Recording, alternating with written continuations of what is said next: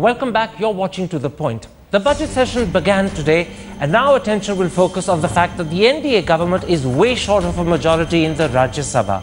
Out of a total of 245 seats, the NDA has only 68, which means it's 55 short of the halfway mark.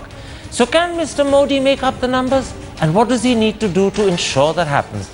My guests are BJP spokesperson Nalin Kohli, BJD MP Kalikesh Narayan Singh Deo, TMC MP Shogoto Roy, Congress MP Abhishek Singhvi, and the well-known columnist and commentator Siddharth Bhatia. Nalin Kohli, the NDA has 68 seats in the Rajya Sabha out of 245.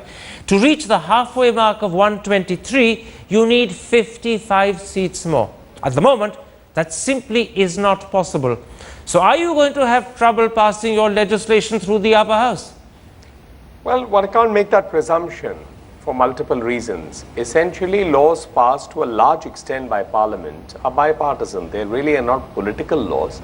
They're laws for the nation. And very often, parties may not be maybe politically opposed to each other, but they come together on a law, and they do have suggestions, and that's part of what's called parliament management or flow management. Now, the BJP has helped the Congress pass, but that doesn't mean that the BJP and the Congress were not adversarial throughout the last parliament. And there are other multiple parties too. So I think it's about flow management. And I wouldn't necessarily look at it as, an impediment to governance. Okay. I think, the impediment would be only if a good law, which was perceived to be for the benefit of the nations, and that the parliament or the upper house rejected it. But even then, just as a last comment, I'm not a parliamentarian myself, so I have a little bit of a limited experience I have no experience in this area, actually. Absolutely. So, I'm sure the other Dr. Singhvi is there. Let me stop you there. You made an important starting point. You said that, in fact, many of the laws are passed because they're in the interest of the nation. They are therefore bipartisan. Let's test that to an extent. Shogoto Roy, your party, the Trinamool Congress, has 12 Rajya Sabha seats. Equally, on the other hand, you had a very acrimonious campaign when, in fact, your party and Mr. Modi were busy trading insults, if not swear words, with each other. Is that animosity and rhetoric now forgotten? And will you be willing to extend issue-based support to Mr. Modi in the Rajya Sabha? One can't make a blanket statement on this. We are an opposition party. It's not our business to bail out any government. So it will all depend on what the bill is and how the ruling party approaches us. We cannot commit support on anything beforehand. We have had an acrimonious relation, and we are having acrimonious relations in West Bengal also, where BJP is trying to stir up trouble. But that is not the main point. Point is that as an opposition party, it's not our job to pass legislation proposed by the government. So we shall take it on cue, on merit, and on the approach of the government.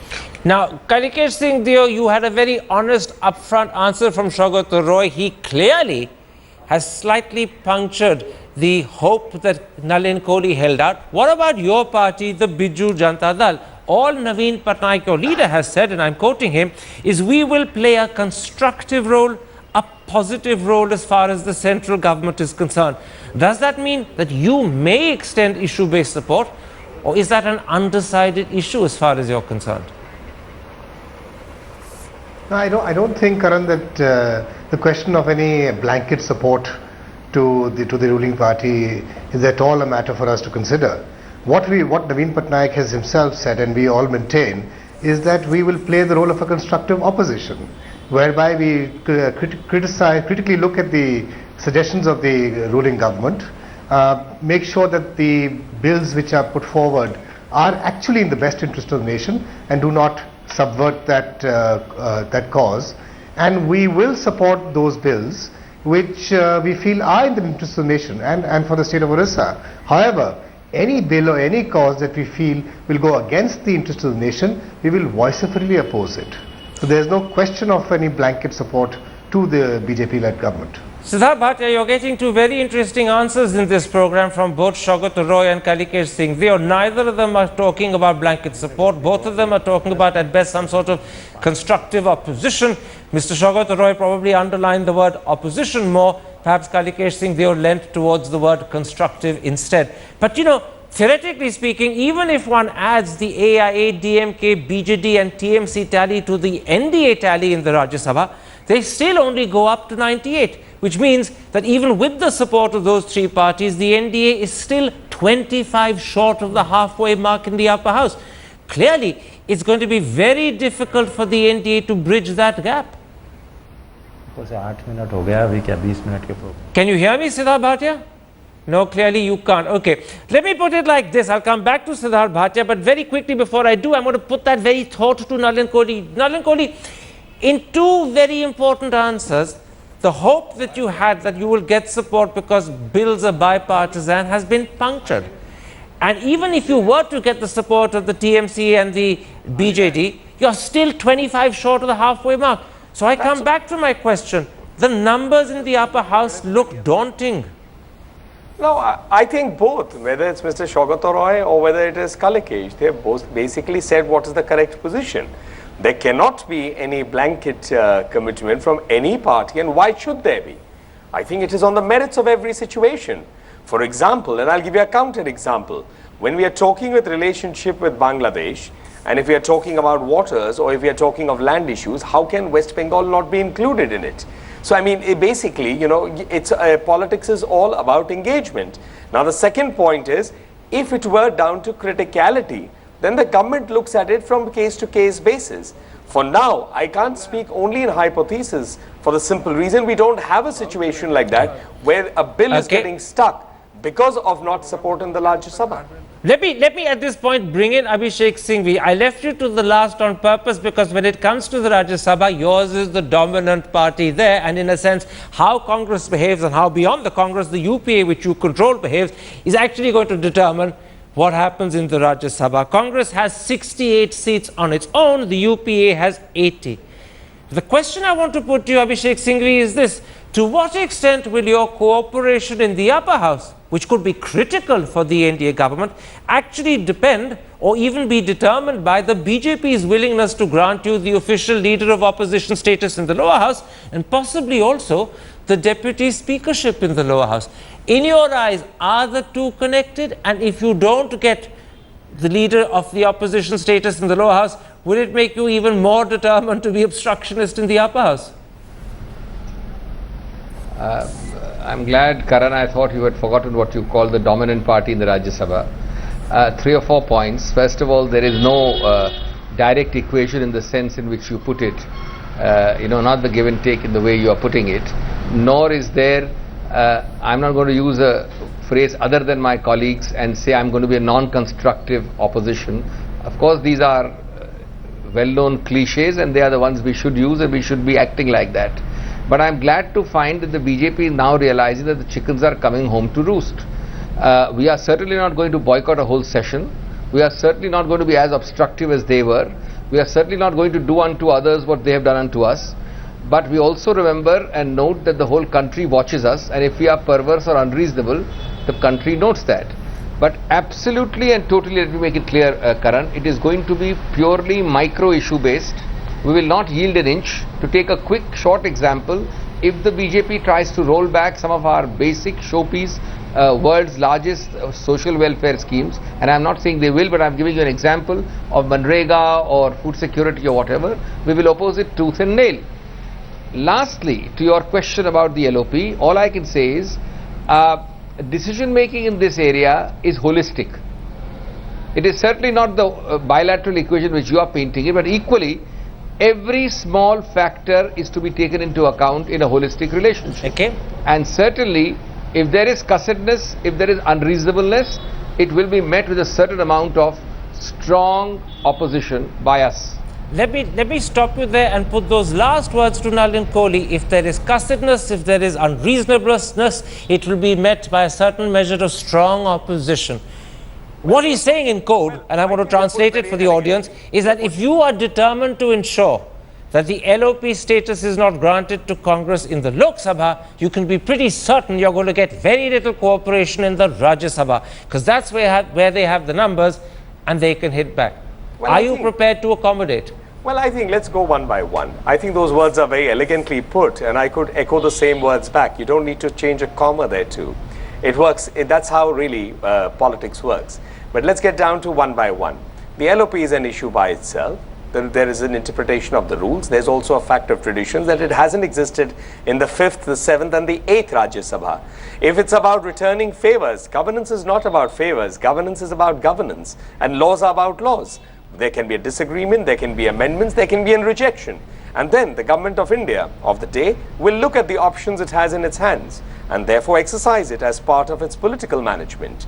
By the same extent, I do recall that the NDA government under Prime Minister Vajpayee had continued with every governor and even had offered a new term to the previously Congress Minister of State for Home, Mr. Jacob, an additional term in the state of Meghalaya. But that was without the Sarkaria commissions. That was not returned as a favor in 2004. So politics is about the ground situation on a particular day. And as both Saugata Rai said it, or even Kalikesh said it, or Dr. Singhvi would also say it, every party is entitled to its stand. And at the end of the day, it's the flow management of the day which will decide what is the strategy that really yields results. Let me bring in Saugata Rai. Saugata Rai, many people believe that in fact what will actually determine the TMC's relationship with the government and whether your 12 MPs in the Rajya Sabha are constructive or oppositional is the nature of the relationship between Mr. Modi and Mamata Banerjee. The impression we have is that in fact Mamata Banerjee doesn't like him and doesn't hide the fact that she dislikes him. Can you tell me, do they have a relationship that can perhaps make up for the past, or is the past going to be an obstruction and a problem between them for a foreseeable future? No. Mamata Banerjee is a mature leader, chief minister of a state. She cannot have her personal likings or dislikes come in the way of government. And the West Bengal government led by her definitely wants a good relation with the center. Several central ministers including Dharmendra Pradhan and Smriti Irani have met her in the past few weeks. So far there has been no communication either way between the West Bengal chief minister and the prime minister of the country. But these are not important factors. As a state government, West Bengal government wants to have good relation with the center, working relation with the center, and wants a fair deal from the center. As an opposition party in Delhi, as we said that we shall oppose all anti-people decisions of the government as we have opposed the railway budget. And the BJP, they are of course an You don't mean the railway budget, you mean the increase in railway fares. The railway budget is still to happen. Yes. No, I'm sorry, increase. But I take your point. I take your point. 14.8% in railway. Let me bring in. BJP is creating trouble for us, trying to create trouble for us in Bengal, though they don't have any member in the West Bengal Assembly. So everybody has a role everywhere. These are not determined by personal choices, by political considerations. Kalikesh Singhvi, what I was trying to understand from Saugata Rai in that question was what it was that would determine the nature of the relationship and the extent to which the past animosity between Mamata Banerjee and Mr. Modi would color that relationship and the nature of support. I want to put a similar sort of question to you about the BJD. To what extent will BJD support in the Rajya Sabha for Mr. Modi depend upon such things as getting special category status for Orissa, a decision perhaps on mineral royalties that you've been asking for, perhaps even the halting of the Polavaram project? To what extent are those issues that will actually determine how you behave in the Rajya Sabha? Well, the three issues you mentioned, Karan, are very important to the core central politics of Orissa, and certainly the BJD is very keen that they be accepted and taken up by the centre. But notwithstanding that, I don't think we'll have an obstructionist view from the BJD party. I think what's going to happen is, despite any level of personal animosity or relationship which may exist between leaders of either parties, the BJD will look at it in a mature fashion and will discuss the issues on the basis of the merit of those issues, and we will take a stand on the merit of those issues. We will not allow our views to be colored by extraneous reasons. That notwithstanding, Karan, let me here point out that it's absolutely critical that the BJP understand that the onus of carrying along the relationship and ensuring that we are on the same page lies on the BJP itself and on Okay. their conduct within the House of the Lok Sabha or Rajya Sabha. All right, the onus lies on the BJP. That's underlining once again the tenuous nature of the support that you're offering them and how unreliable it could be if they really believe they need to bank on you for critical legislation to pass the Rajya Sabha. It's that question of critical legislation, Abhishek Singhvi, that I want to raise with you. You said a moment ago that if they were to seek to undo some of the welfare measures that you passed, and you mentioned NREGA, you would vigorously oppose it. Now, one of the things that Mr. Gadkari has already made clear, he would perhaps be willing to amend, and he claims he's got several state governments to support him in seeking to do so, is your land acquisition bill. Are you saying to me that you will ensure that any amendment of that land acquisition bill is defeated in the Rajya Sabha because you won't support it? Two or three things, Karan. If they are cosmetic or tailoring or efficiency related minor changes, certainly not. It will depend very much on the nitty-gritty. But if there is anything which goes anywhere near a substantive, significant, and certainly the heart and soul of the act, yes. The answer is yes. Almost 2 years were spent, in fact more than that, in thinking out the contours of this. States were consulted, Okay. and we believe that it is good for the country. Let me stop you. Add here also. Let me stop it you. is I not want to that put there's the going to be opposite to you. pettiness. Very quick. I want to put the opposite to you so you can answer the opposite as well. What happens if Mr. Modi brings legislation that needs your support in the Rajya Sabha that seeks to do things that you yourselves are committed to? I'll give you two examples. Raising insurance caps, amending labour laws, right? Particularly on labour laws, both you and the BJP manifesto are committed to review and reform. Clearly on insurance caps, the BJP took a different view when you were in office, but they may come around now to want to raise it. Will you permit that sort of legislation to go through with your support? Two answers. First and foremost, in general principle you can take it. Constitutional functionaries learn to work for the national interest. There is no question of being petty, and the answer is yes in general.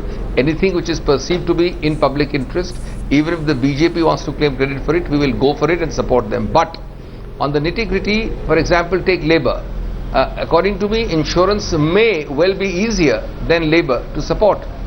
Labour will depend very much on the nitty-gritty content of the changes. Labour legislation review and reform, yes, in principle. But you know, how much you change contract labour and how much you change 25-0 closure or how much you change retrenchment, the devil and God both lie in the details. Okay. But the basic answer to you is, yes, we will not hesitate to do that. As I said, all parties ultimately, despite all the animosities, are under the public glare, and we are not going to be seen to be doing anything contrary to public interest, national interest. Before I go back to Shaukat Roy as well as Mr. Singhvi, I want to put a quick question to you, Nalin Kohli. The press believes that the way around your lack of numbers in the Rajya Sabha is to convene a joint session, and clearly if you were, then you can overcome the lack of numbers in the Rajya Sabha. But how often can Mr. Modi convene a joint session? Clearly it's not something he can resort to 4 or 5 times or 6 or 7 times a year. Well, Karan, honestly, I can't speak from any parliamentary experience to answer that. However, as I mentioned to you early on, the options before a government, and that's part of the flow management, and that would depend on the criticality of the issues concerned. These options are exercised. Broadly, as I stick to what I said in the beginning, when bills are of a non-partisan nature in terms of, they are national in importance, states are on board. For example, on the land acquisition bill, the meeting that Dr. Singhvi is referring to is, or you were referring to, is essentially what Mr. Gadkari had with the state revenue minister. A short answer, because we're running out of time. Okay, so basically saying, whatever are the options, they will depend on the flow management of that time. Okay. And if a need arises, the government will exercise every option in national interest. Including several repeated joint sessions if need be. I take it that's also inherent in your answer, isn't it? A quick yes or no? No, I can't say that because I said I don't have direct If you can't say it, don't take longer than that to say it. If you can't say it, don't say it. But let's not then get lost into wasting time or not being able to say it. I take your point. If you can't say it, you can't. Shaukat Roy, we're getting to the end of this particular discussion. Let me put this to you. You're a very experienced parliamentarian and you have great knowledge of the functioning of the two houses. Will the Rajya Sabha prove to be the Modi government's real test in parliament? It will be a stumbling block for the Modi government, because while they can pass all their financial demands and legislations, they can't have any serious legislation passed on which there is no across the party agreement. For instance, if they try to change the cap on insurance, we shall oppose it. If they want to change labor law in the name of reform, labor reforms take away workers' right, TMC will oppose it. We want the land reforms law, the land resettlement bill, to be further amended so that there is no question of any acquisition of land for the private sector, as we believe in West Bengal. So there are so many ifs and buts, and the government, if it has to pass a legislation, has to get the numbers. Shaukat Roy. Mr. Modi will have to wait out the present term and try for a second term so that he can pass all legislations according to his wish. Shaukat Roy, you said two very important things there. I'm going to repeat them and get you to confirm because I think they're critical. You said, A, using my language, that in fact the Rajya Sabha will be the stumbling block. And secondly, you said at the end of that answer that Mr. Modi will have to wait out this term and hope that he has better numbers in the Rajya Sabha in his second term, and only then will the sort of legislation he wants, which you may not agree with, only then will it pass. You said two very important things. Can you confirm that you mean to stand by what you said? I'm again saying that the Rajya Sabha as a whole will be a stumbling block because the government does not have the numbers. I am again saying that the present government cannot pass legislation as it wishes without a majority in the Rajya Sabha, so they have to wait it out. I am confirming, I said that. There could be nothing more crystal clear than what you said. If Mr. Modi is watching, that is clearly not going to be a sentence that will bring a smile to his face. It's clearly an indication that he has a very tough time handling the Rajya Sabha, and in a sense that is what this discussion was intended to in fact show, that the numbers in the Rajya Sabha are against this government. The only question is, if Mr. Modi is doing things that the country wants him to do, obstructionism might not actually suit the parties who oppose his wishes. That is clearly going to be Mr. Modi's trump card in his hand, but how much use he can make of that trump is altogether another matter. There we end this ominous discussion, and clearly we'll see in the days and weeks and perhaps years ahead the extent to which Mr. Shaukat Roy's dire words turn out to be true. My thanks to all four of my guests for joining me, and my apologies that we had terrible trouble with Siddharth Bhatia's audio. That's because of the monsoons. Bombay is deluged with rain, something we hope will happen soon in the capital. Thanks for watching. Goodbye. Good night.